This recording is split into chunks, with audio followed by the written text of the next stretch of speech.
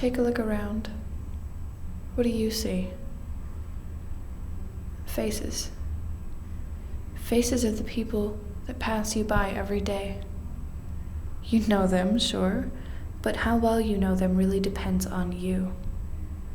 You may not know all you could about how they spend their days, where they work, who they care for, about their home life. There are people you might not even know who have amazing hobbies. There are people who spend their days on the computer at home or watching TV or with friends. I normally just assume they do sort of the same thing I do after school.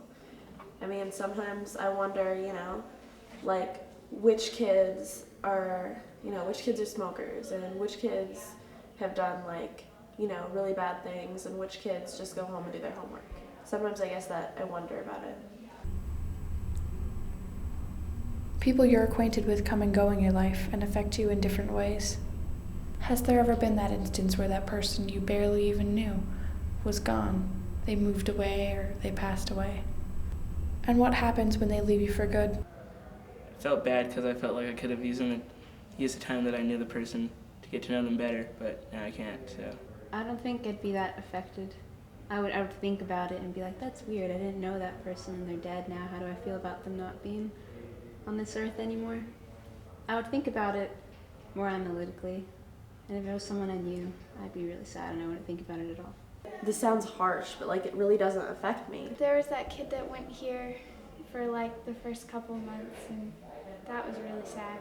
I cried, but I didn't really know him. It doesn't hit you. It took a while for it to sink in that I'm never gonna see them again. It is undeniable that not all of us lead perfect lives, and some choose not to share that with the world, merely because they have no one to share it with. There are instances where people's lives get too hard for them to handle and they can't turn to anyone for help. And so all they can do is walk through the halls and pretend like everything's okay, even when they've got nothing left. You may not know how hard someone's life is. You may not know how they cope with it.